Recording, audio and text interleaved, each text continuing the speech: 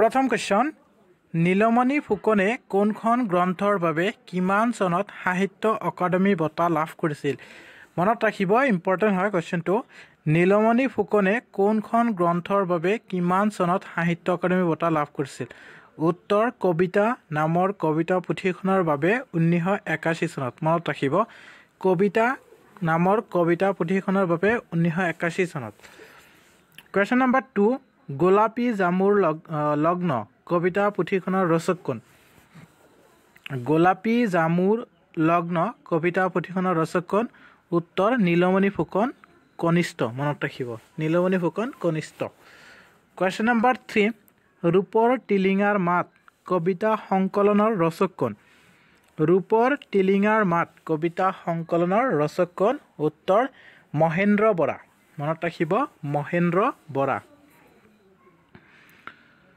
Question number 4 Dr. Hiren Gohair ছদ্ম নাম কি Dr. Hiren Gohair ছদ্ম নাম কি উত্তৰ নিৰঞ্জন ফুকন মনত ৰাখিব Niranjan Phukan Dr. Hiren Gohair ছদ্ম নাম Question number 5 Dr. Nirmal Prabha বৰদলৈৰ দুখন কবিতা পুথিৰ নাম লিখা Dr. নিৰ্মল প্ৰভা বৰদলৈৰ দুখন কবিতা পুথিৰ নাম কি উত্তৰ বন ফৰিঙৰ ৰং আৰু দিনৰ পাছত দিন মনত ৰাখিব ডক্টৰ নিৰ্মল প্ৰভাৰ দুখন কবিতা পুথিৰ নাম question number 6 doctor Nirmal Prabha বৰদলৈৰ প্ৰথম কবিতা পুথিখনৰ নাম কি প্ৰভাটো ডাবল হৈছে ডক্টৰ নিৰ্মল প্ৰভা বৰদলৈৰ প্ৰথম কবিতা পুথিখনৰ নাম হ'ল বন ফৰিঙৰ ৰং মনত ৰাখিব বন ফৰিঙৰ ৰং হ'ল ডক্টৰ নিৰ্মল প্ৰভা বৰদলৈৰ প্ৰথম কবিতা Question number 7 নিৰ্মল প্ৰভা বৰদলৈ কোনখন গ্ৰন্থৰ বাবে কিমান চনত সাহিত্য অকাডেমি বঁটা লাভ কৰিছিল মনত ৰাখিব কিমান চনত কোনখন গ্ৰন্থৰ বাবে উত্তৰ সুদীৰ্ঘ দিন আৰু ঋতু পুথিৰ বাবে 1983 চনত মনত ৰাখিব Question number 8 নিৰ্মল প্ৰভা বৰদলৈৰ গীতৰ পুথি দুখনৰ নাম লিখা নিৰ্মল প্ৰভা বৰদলৈৰ গীতৰ পুথি দুখনৰ নাম কি উত্তৰ সোণ বৰণীয়া আই আৰু হুৰিয়া মাত মনত ৰাখিব সোণ বৰণীয়া আই আৰু হুৰিয়া মাত এটা শেয়াৰ কৰিব আৰু পেজটো যদি ফলো কৰা নাই ফলো কৰি ল'ব অনুগ্ৰহ কৰি কোৱেশ্চন নম্বৰ 9 নিৰ্মল প্ৰভা বৰদলৈৰ সাহিত্যিক ছদ্ম নাম কি নিৰ্মল প্ৰভা বৰদলৈৰ সাহিত্যিক ছদ্ম নাম হ'ল নীলা বাইদেউ মনত ৰাখিব নীলা বাইদেউ Question number 10 নিৰ্মল প্ৰভা বৰদলৈৰ আত্মজীৱনীখনৰ নাম কি নিৰ্মল প্ৰভা বৰদলৈৰ আত্মজীৱনীখনৰ নাম কি উত্তৰ জীৱন বৰ অনুপম মনত ৰাখিব জীৱন বৰ অনুপম আত্মজীৱনী হ'ল নিৰ্মল প্ৰভা বৰদলৈৰ Question number 11 নিৰ্মল প্ৰভা বৰদলৈৰ একমাত্ৰ উপন্যাসখনৰ নাম কি নিৰ্মল প্ৰভা বৰদলৈৰ একমাত্ৰ উপন্যাসখনৰ নাম কি উত্তৰ জল পদ্ম 2001 চনত মনত ৰাখিব জল পদ্ম Question number 12 অসমৰ সৰস্বতী আখ্যা কাক দিয়া হয় অসমৰ সৰস্বতী আখ্যা কাক দিয়া হয় ইম্পৰ্টেন্ট হয় মনত ৰাখিব আহিব পাৰে অসমৰ সৰস্বতী নিৰ্মল প্ৰভা বৰদলৈক দিয়া হয় মনত ৰাখিব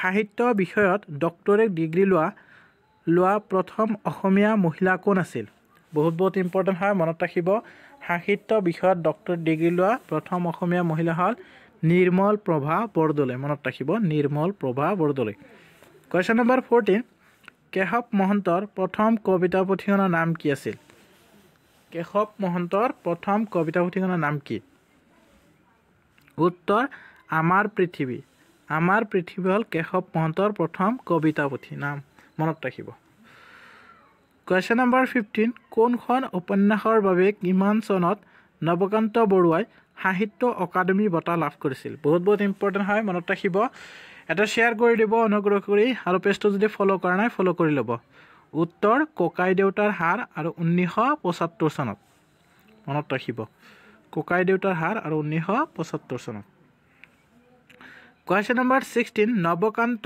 বৰুৱাৰ প্ৰথম কবিতা পুথিখনৰ নাম কি নৱকান্ত বৰুৱাৰ প্ৰথম কবিতা পুথিখনৰ নাম কি উত্তৰ হে অৰণ্য হে মহানগৰ মনত ৰাখিব নৱকান্ত বৰুৱাৰ প্ৰথম কবিতাপুথিখনৰ নাম হ'ল হে অৰণ্য হে মহানগৰ। কুৱেশ্যন নম্বৰ 17 ইয়াত নদী আছিল কবিতাটিৰ কবি কোন? আহিব পাৰে ইয়াত নদী আছিল কবিতাটিৰ কবি কোন? কি হ'ব উত্তৰ? নৱকান্ত বৰুৱা। কবি হ'ল নৱকান্ত বৰুৱা। ইয়াত নদী আছিল। কুৱেশ্যন নম্বৰ 18 অৰুন্ধতীৰ কবি ৰূপে খ্যাত কবিগৰাকী কোন? অৰুন্ধতীৰ কবি ৰূপে খ্যাত কবিগৰাকী কোন? কি হ'ব উত্তৰ? নৱকান্ত বৰুৱা। মনত ৰাখিব। অৰুন্ধতীৰ কবি ৰূপে খ্যাত কবিগৰাকী হ'ল নৱকান্ত বৰুৱা। কুৱেশ্যন নম্বৰ 19 পচোৱা নামৰ আলোচনীখন কোন চনত প্ৰকাশ পায়? পচোৱা নামৰ আলোচনীখন কোন চনত প্ৰকাশ পায়? পচোৱা নামৰ আলোচনীখন 1948 চনত প্ৰকাশ পায়। মনত ৰাখিব 1948 চনত পচোৱা নামৰ আলোচনীখন প্ৰকাশ পায়। কুৱেশ্যন নম্বৰ 20 পচোৱা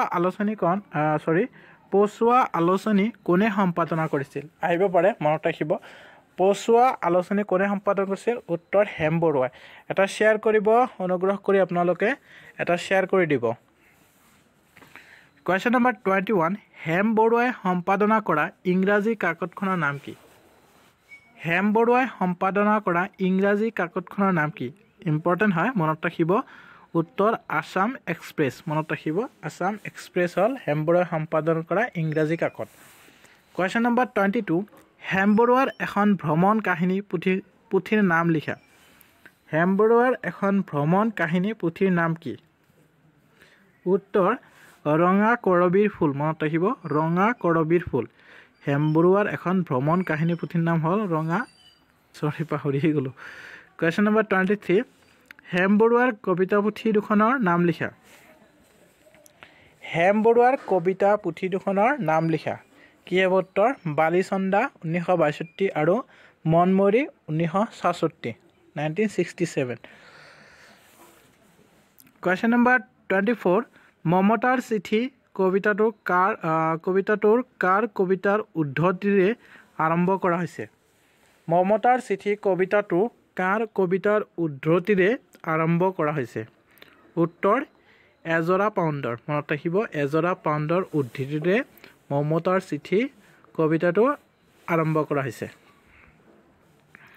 কুৱেশ্যন নম্বৰ 25 মমতাৰ চিঠি কবিতাটিৰ কবি কোন? মমতাৰ চিঠি কবিতাটিৰ কবি কোন? উত্তৰ হেম বৰুৱা। হেম বৰুৱা হ'ল মমতাৰ চিঠি কবিতাটিৰ কবি। কুৱেশ্যন নম্বৰ 26 বান্দৰ নামৰ কবিতাটোৰ কবি কোন? বান্দৰ নামৰ কবিতাটোৰ কবি কোন? আহিব পাৰে, মনত ৰাখিব। উত্তৰ হেম বৰুৱা। হেম বৰুৱা হ'ল বান্দৰ নামৰ কবিতাটোৰ কবি। মনত ৰাখিব। এটা শ্বেয়াৰ কৰিব, অনুগ্ৰহ কৰি, আৰু পেজটো যদি ফ'ল' কৰা নাই ফ'ল' কৰি ল'ব। কুৱেশ্যন নম্বৰ 27 হেম বৰুৱা কোন যুগৰ কবি? হেম বৰুৱা কোন যুগৰ কবি?